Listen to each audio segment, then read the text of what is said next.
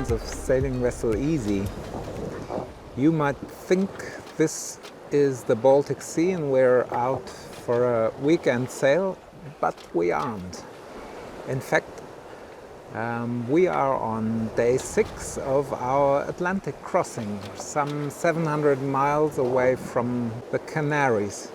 We started out in Lanzarote and we had very light winds for the first days, so we struggled our way south, and now we're at about 22, 23 latitude north, still heading southwest to catch the trades as stable as they could be. Currently we're sailing in light winds, some 12 knots of wind, no whitecaps on the sea. The weather is slightly overcast, so we're just about able to fill our batteries with the solar panels, which you can see in the background. It's fairly warm, it's about 26 or 27 degrees. The water temperature has slowly risen now to 24 degrees, which is lovely.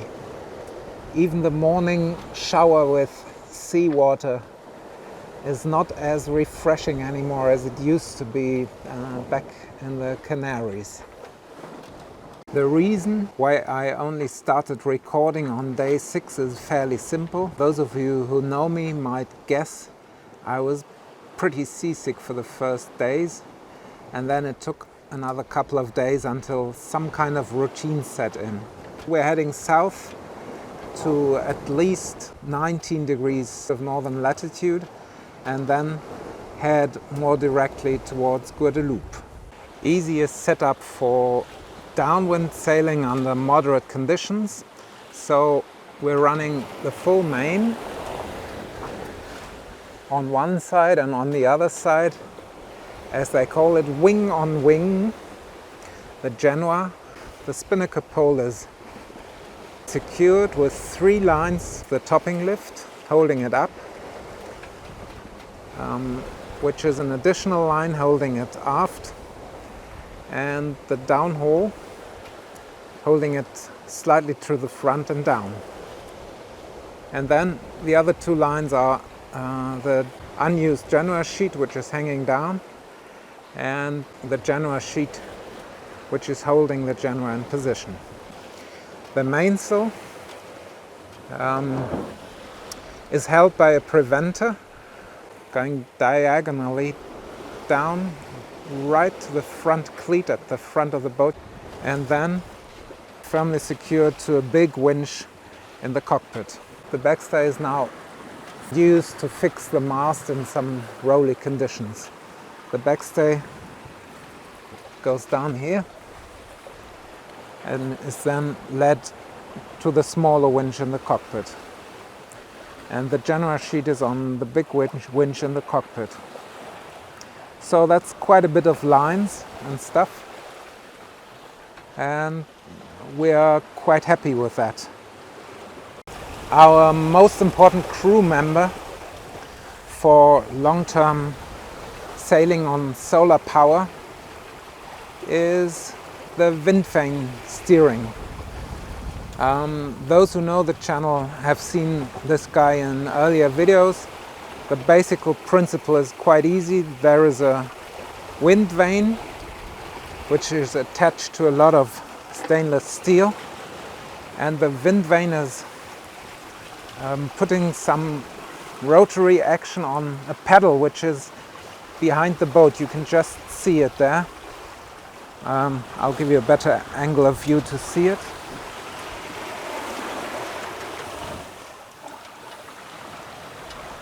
Well, it's still difficult to catch on video. There it is, the pedal hanging behind the stern of the boat, and all the wind vane does is changing the rotation of the pedal, and by changing the rotation the pedal produces a lot of sideways force, and since it's attached with a hinge it can swing forth and back, and this swinging creates a lot of tension on lines, and these so the steering wheel. So any change of direction of wind leads to some action on the steering wheel to get the boat back into the same position in relation to the wind as it was before. We are not the only boat on the Atlantic heading towards the Caribbean. A couple of days ago, the Arc Plus, which is the Atlantic rally for cruisers, set off from the Cape Verde Islands. And Kirsten has seen them at home on the internet, and it must have been some 100 ships, I think more than 100 ships, leaving from the Cape Verde Islands, going to the Caribbean, I think to St. Lucia or somewhere. There we are, sailing in the middle afternoon. I spent some more than 2 hours to get my emails sent and received, and to get the latest weather forecast for this area, which is not much of an excitement because it's basically passat winds, moderate passat winds, which is fair enough. I'm not too keen on a stormy passage, although there is some time schedule we are trying to fit in with, because Klaus, who is a colleague of mine who's accompanying me, and I'll introduce you to him later, Klaus has booked a flight back on the 10th.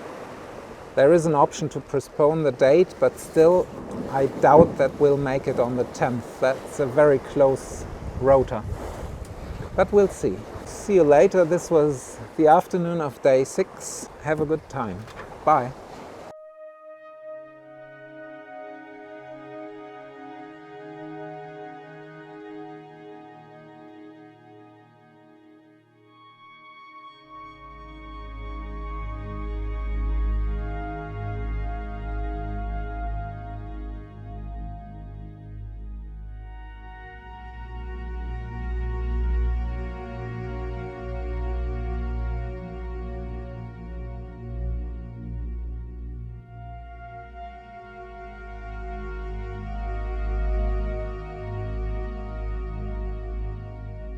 Good morning on day 7 of our transatlantic passage from the Canaries to Guadeloupe.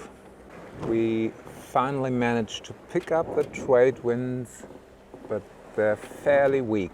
I started the water maker an hour ago, but first let me introduce you to Klaus, as I told you yesterday. This is Klaus sitting at the helm, enjoying this lovely weather of this very calm passage. It's nothing like we were prepared to find. It's really, really nice. Look at these happy clouds. Yesterday we had some squalls coming in. We even saw some weather lightning. But it didn't hit us, so we didn't have to reef and alter anything. We were just cruising along with full mainsail, and Genoa just reefed a bit to make use of the spinnaker pole.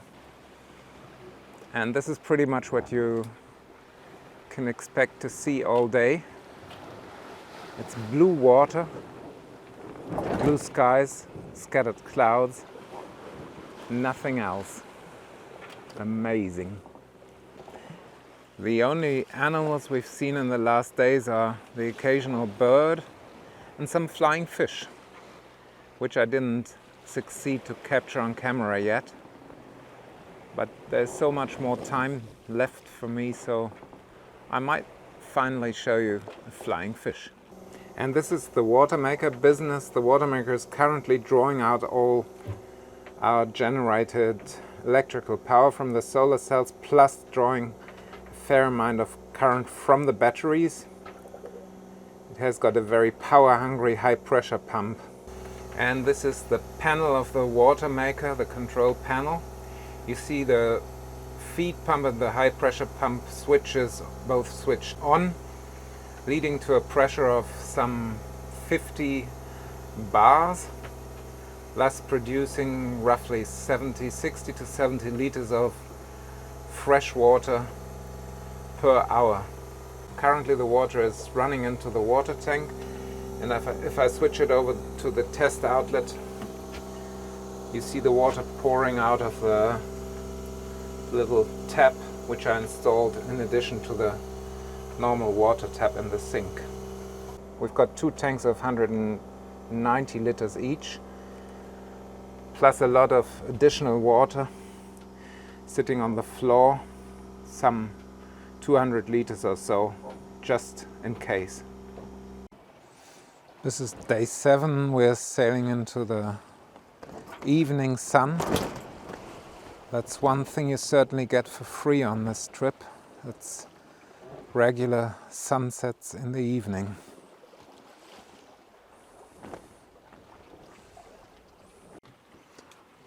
The color of the clouds on the opposite side in the east is equally spectacular. Still very calm seas, not much happening here. Well, it's definitely not going to be a record-breaking passage time, which I don't mind at all. In fact, I very much prefer it this way.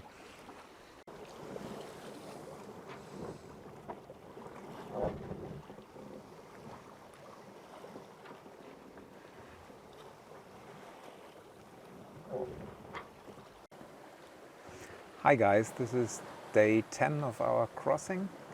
It's been a very nice day of sailing with low winds, averaging some 5 knots of speed on a broad reach. So we are in 1 or 2 days, we are getting to the halfway there point. We're in good spirits, it's all running very nicely. Okay, now I'll turn the camera around and show you the other side with a bit longer of a exposure. That's our evening show. Just hang on for a second. So that's what the skies pretty much look like nearly every evening. Since I'm pretty much of a sunset junkie, this is exactly the right thing for me to do. Crossing an ocean and having a season ticket on sunsets and sunrises. Isn't that a beautiful show?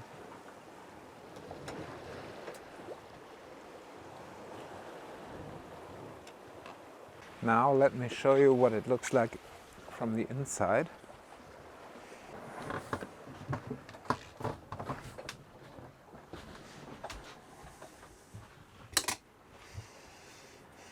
This is where the computer is running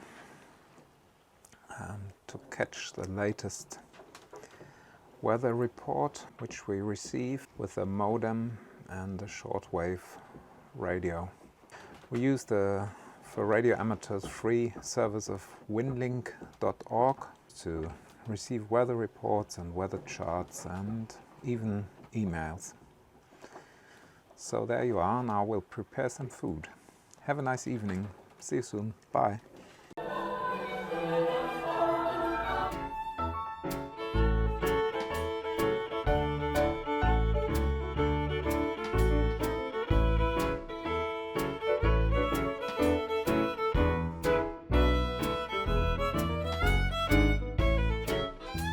It's day 13.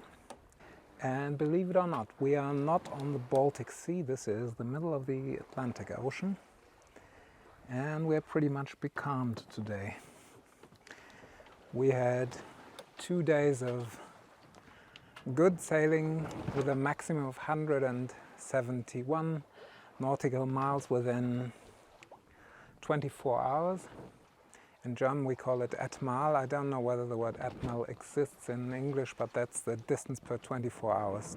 170 nautical miles, which is not bad. Today we'll certainly stay below 100, but I think all we've got is time. Let me tell you a story. The day before yesterday, we caught mahi-mahi, 70 centimeters long. Not the biggest one, but for me it was very big. And we filleted it nicely, and we had 2 huge fish meals for 2 days after that. Last night there were some nasty squalls. We were sailing into a wall of black clouds. The moon disappeared, the stars disappeared, and I was a bit worried, so we reefed her down. We reefed the main to the second reef and the Genoa to the first or to the second reef, I can't recall properly. What really got on my nerves for the last 2 days was a set of swell coming in from this side. God knows where that comes from, because the main direction from the swell was sort of 90 degrees to that additional swell, and that was really killing us. It was like horse riding. The boat was going up and down and up and down, especially when we were going 7 or 8 knots. It was just like a rodeo ride. But anyhow, that's now gone, and now we are in the middle of a calm. The sun is bright and shining, so I can't stay out long without wearing a hat or something. So this is just for the video.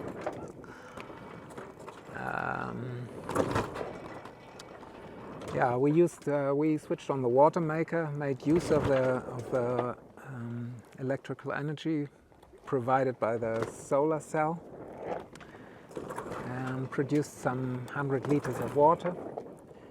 So that's enough for our daily seawater shower, followed by a short drinking water shower. And we don't have to cut short on water. That's one of the advantages when you've got a water maker. You don't really have to worry about it.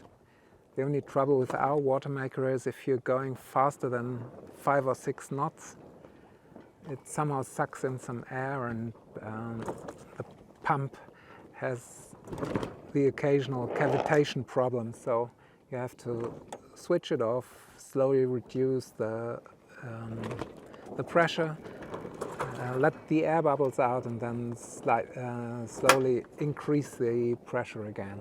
So making water when we're sailing fast is not the thing to do. So that's the advantage of being becalmed. The alternative would be to switch on the engine. That would bring us some miles and make life a bit easier, but then again we would have to take down the sails because they would be flapping even more than now. Luckily there is hardly any swell, so, well, just talking about it, so most of the time the sails are producing some nice force, even with no wind. I'll show you what that looks like in reality. So there's our Genoa. It's just about enough to keep it filled. And the mainsail is flapping quite a bit, so it's nothing you really want to do to your sails, but what can you do? Probably half a meter of swell rolling in. It's a variable height, but I would guess the average would be half a meter or something. We are expecting some stronger winds from the east tomorrow and the days from then on. So we quite enjoy the calm now and waiting for the wind to come to blow us towards Guadeloupe. We are more than halfway, 12,000 miles before us. I guess the last third of the passage will be probably a bit stronger winds than the ones we are experiencing right now. And on day 14, we had some dolphins visiting us.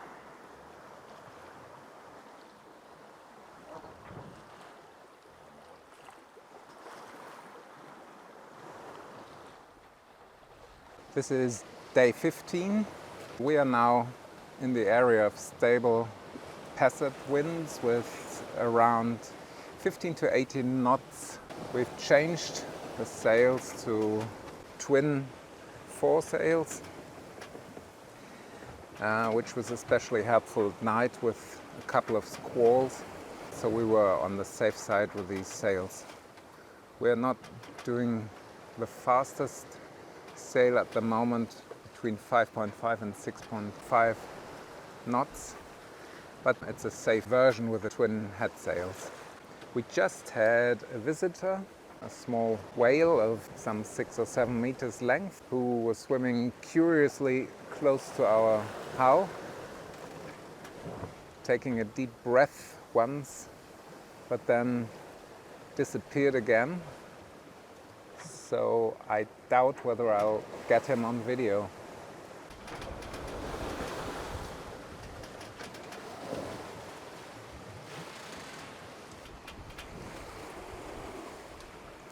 And that's what the sea looks like with 15 to 18 knots of wind. It's been blowing like 24 hours probably, not quite with this force.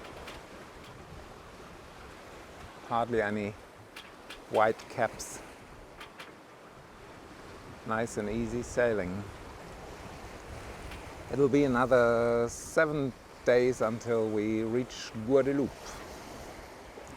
There is a second set of swell coming from a low in the North Atlantic, which is directed 90 degrees to the wind waves.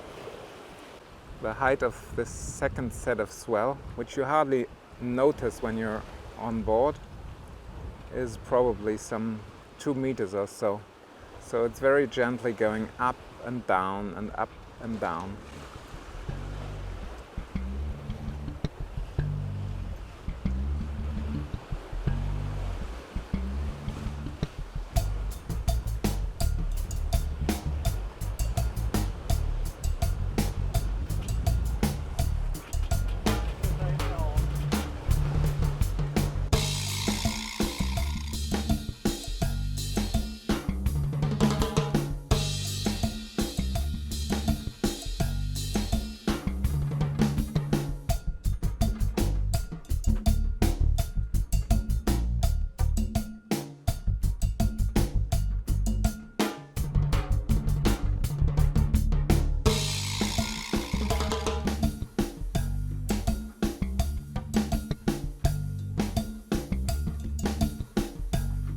Hi there, it's day 16 and we've run out of fresh bread.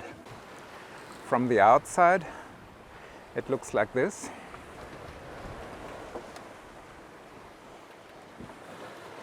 Quite a bit of swell, probably 2 to 3 meters, running downwind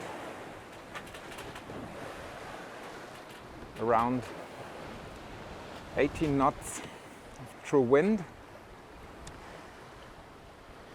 Twin head sail configuration as the last 2 or 3 days. The hatch is wide open to get some air ventilation. The wind vane is doing its job, holding us nice and steady with a beam to the wind. Deviation is something like 15 to maximum 30 degrees. Sometimes the waves are shaking us from side to side. It's about 6 more days to go. We've run out of bread, and hopefully that's going to be the solution. I bought a bread baking machine, which doesn't cost you much, and hopefully with these anti-slip mats it will stay in place and not fall all over the place.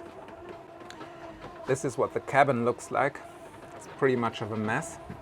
I'm sleeping in roughly 45-minute intervals, except when Klaus is on watch, then I sleep for probably 1 or 2 hours in a row. The picture is the same since a long time. It's just us sailing along the course towards Guadeloupe. It's day 18, and as you might guess, everything still looks the same. In the background you see Klaus practicing his sextant skills. The fishing line is out. No success so far. The day before yesterday we had canned beef and it tasted horrible, so we definitely prefer fresh fish. So let's see what's happening during the course of the day. The wind is around 14 to 15 knots. The waves are moderate. We've seen higher waves in the last couple of days. But this is basically the setup we've been using since 5 days. Not much changed. Unfortunately, there's a bit of squalls in the evening and at night, some rain too. So I can't really sleep well at night, which is a bit of a shame. So I'll probably need another couple of weeks to get used to the rocking movement of the boat to get some proper sleep. The wind vane is doing quite a good job, except when some of the waves decide to break close to our stern, then she can't cope and the boat gets tossed around. By looking at the video, you just have no chance to grasp the height of these waves. I would guess it's about 2 meters or 3 meters of average wave height, but it's really difficult to estimate. Sometimes the waves are higher than they seem to be higher than the solar panel. So this would be something like 3 meters, I would guess. The water's nice and blue, but we haven't seen anything alive since I think 2 or 3 days when we had that whale visiting us. We spent most of the time inside because of the sun, and to keep the boat nice and maneuverable, we haven't put up the bimini.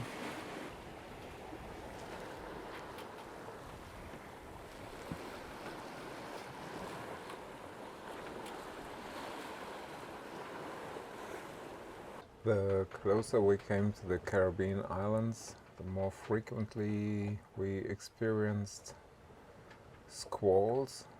At night the radar was helpful, and even the broadband radar picked up the rain quite nicely, as you can see over here.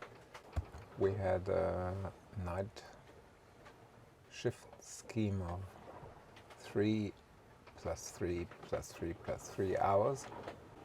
So if everything went well, we had at least 6 hours of sleep in 2 sections. So our shifts start at 8 o'clock in the evening local time. Next shift is 11, then 2, 5 and 8 o'clock in the morning. Sometimes one of us slept for a while at daytime too. And if there was really nothing happening at night, we slept for a short period of time, even in our watches. I had 2 really loud alarm clocks going on, so if I say go to sleep for half an hour, I got woken up by these enormously loud alarm clocks. Hi there, it's day 19 today. We have roughly 3 more days to go.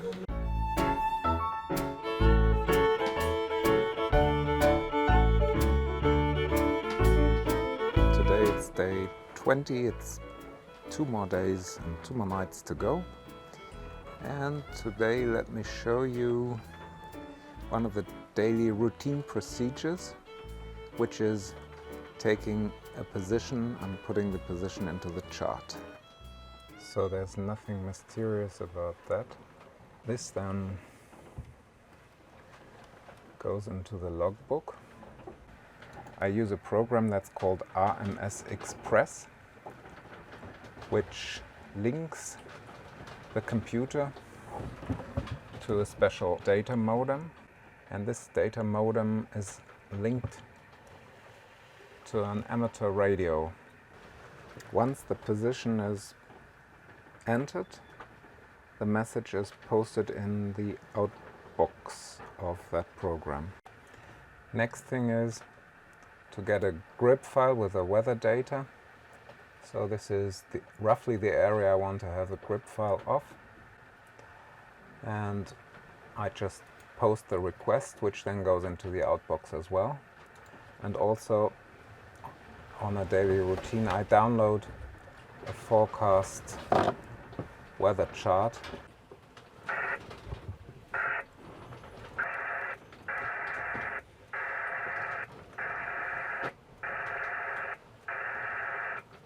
This is day 21. You can follow me to see what it looks like outside. It's gonna be our last night at sea. Around 20 knots of wind. The sea state has calmed down a bit, but this morning there were pretty high waves. But that's one thing you really get used to on such a long trip. Still, sometimes if they're breaking just at the stern of the boat, it's still a bit strange, but the boat takes it, that's for sure.